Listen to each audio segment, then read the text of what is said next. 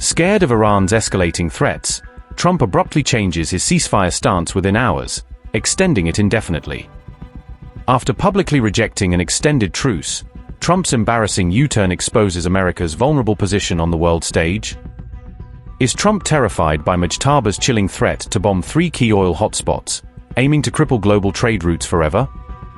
Just hours before the truce deadline, Iran warned of strikes on Saudi Arabia's vital Hormuz alternative pipelines. Trump finally realizes Iran's unmatched power after U.S. military spectacularly fails to enforce the Hormuz blockade. Iran's first reaction leaves Trump stunned, declaring the blockade as nothing but continued naked hostility. U.S. President Donald Trump announced on April 21 that the current ceasefire with Iran would be extended, altering the timeline for the temporary pause in hostilities. In a post on his Truth Social platform, Trump said that attacks will be held off until Iran puts forward a formal proposal, tying the extension to the prospect of a new diplomatic offer. The truce, which had been set to expire on April 22, was extended at the request of Pakistani mediators, as Trump stated, reflecting their continued role as a back-channel broker. Hours earlier, Trump had publicly expressed that he was not in favor of prolonging the ceasefire, according to Al Jazeera coverage of his on-the-record remarks, underscoring the last-minute nature of the reversal. On X, Pakistani Prime Minister Shehbaz Sharif also expressed gratitude to Trump for extending the ceasefire, welcoming the decision as a chance to preserve the diplomatic window.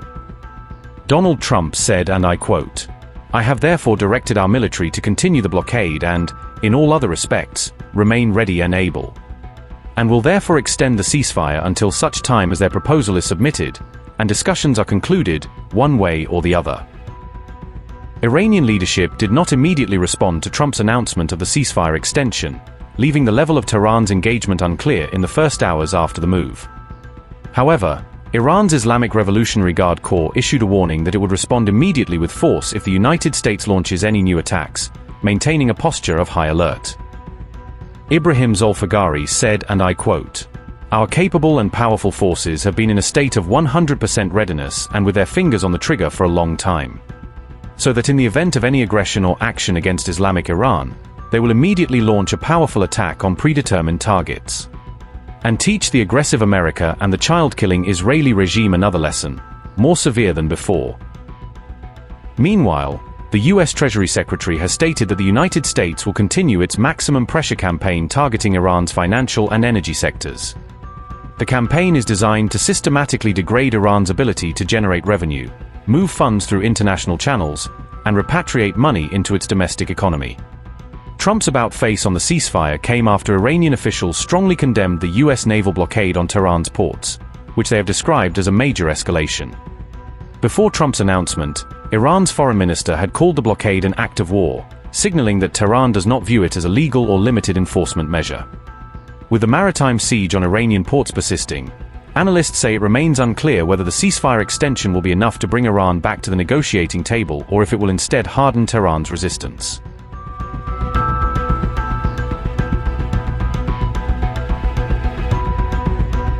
Iran has reportedly listed the targets it would hit if U.S. and Israeli strikes on its territory restart, signaling that Tehran is again pointing to the region's critical energy arteries as potential pressure points.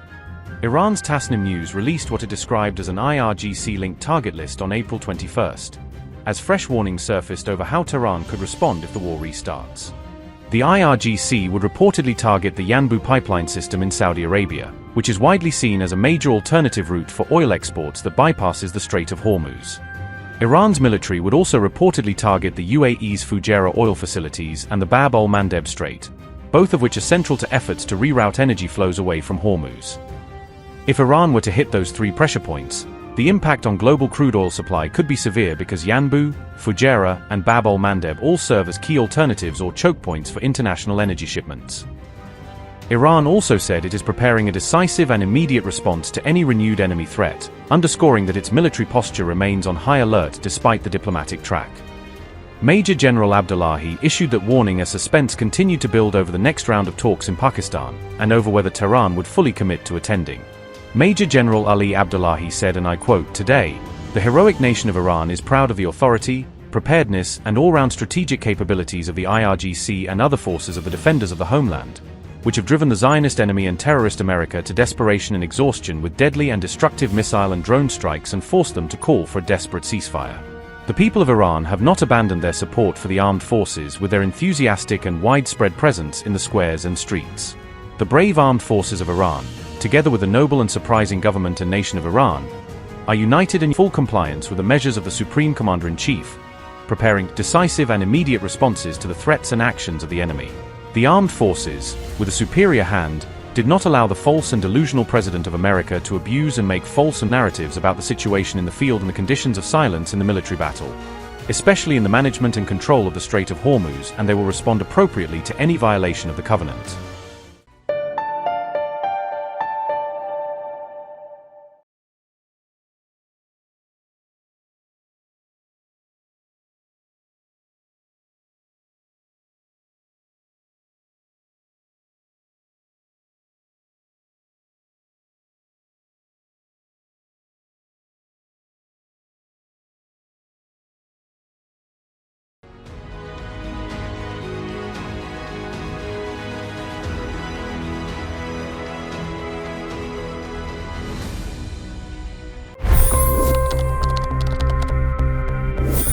$25 crore गरीब गरीबी को परास्त करके बाहर निकले।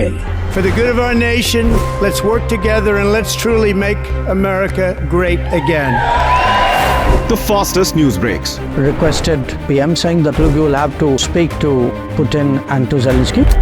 The biggest news makers. The relationship with India is probably the most important bilateral relationship the U.S. will have for the rest of this century. The capital delivered quite an election result today. Expert analysis. The million-dollar question today is how to stop this dance of death. Ground reports. I'm standing at the crossroad of the Kumbh Mela. Behind me are more than 100 entry ghats. Long-form interviews. Exclusionary politics is reflected in Manipur case as well. You don't bother because this is a small state. Deep dive into burning issues. It's often said DRC could be the richest country in the whole world. It's because of what sits underneath. Why exactly did the US topple the Sheikh Hasina government? HT videos. We don't just break news, we break it down.